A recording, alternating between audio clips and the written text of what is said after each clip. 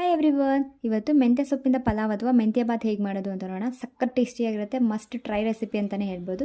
First ಒಂದು ಕುಕ್ಕರ್ಗೆ ಒಂದು ಸ್ವಲ್ಪ ಎಣ್ಣೆ, ಪಲಾವ್ ಸ್ಪೈಸಸ್ ಹಾಕ್ಕೊಂಡು ಆನಿಯನ್ ಹಾಕ್ಕೊಂಡು ಫ್ರೈ ಮಾಡ್ಕೊಳ್ಳೋಣ. ನಂತರ ಅದಕ್ಕೆ ಒಂದು ಸ್ವಲ್ಪ ಕರಿಬೇವು, ಒಂದು ಸ್ವಲ್ಪ ಪುದೀನ ಹಾಕಿ ಫ್ರೈ ಮಾಡಿಕೊಂಡು, ನಾನಿಲ್ಲಿ ಅವರೆಕಾಳು ಇತ್ತು ಅಂತ ಅವರೆಕಾಳು ಹಾಕ್ಕೊಂಡಿದ್ದೀನಿ. ನೀವು ಇದ್ರ ಬದಲು ಬಟಾಣಿ ಬೇಕಾದರೂ ಹಾಕ್ಕೋಬೋದು.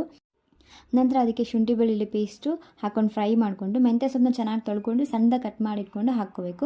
ನಂತರ ಅದಕ್ಕೆ ಒಂದು ಸ್ವಲ್ಪ ಅರಶಿನ ಹಾಕ್ಕೊಂಡು ಮೆಂತ್ಯ ಸೊಪ್ಪನ್ನ ಚೆನ್ನಾಗಿ ಎಣ್ಣೆಲೇ ಫ್ರೈ ಮಾಡ್ಕೋಬೇಕು, ಇಲ್ಲಾಂದರೆ ಕಹಿ ಬರುತ್ತೆ. ಅದು ಫ್ರೈ ಆಗೋಷ್ಟರಲ್ಲಿ ಒಂದು ಮಿಕ್ಸಿ ಜಾರ್ಗೆ ಒಂದು ಸ್ವಲ್ಪ ಕಾಯಿ ತುರಿ, ಚಕ್ಕೆ, ಲವಂಗ, ಹಸಿಮೆಣಸಿನ್ಕಾಯಿ, ಈರುಳ್ಳಿ, ಕೊತ್ತಂಬರಿ ಸೊಪ್ಪು, ನೀರು ಹಾಕಿ ಪೇಸ್ಟ್ ಮಾಡಿಟ್ಕೊಳ್ಳೋಣ.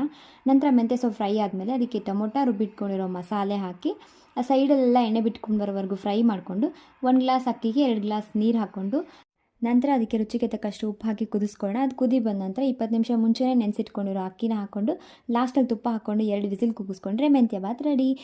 ಸಕ್ಕ ಟೇಸ್ಟಿಯಾಗಿರುತ್ತೆ. ನೀವು ಒಂದ್ಸಲ ಟ್ರೈ ಮಾಡಿ ಹೇಗಿತ್ತು ಅಂತ ಕಮೆಂಟ್ ಬಾಕ್ಸಲ್ಲಿ ತಿಳಿಸಿ.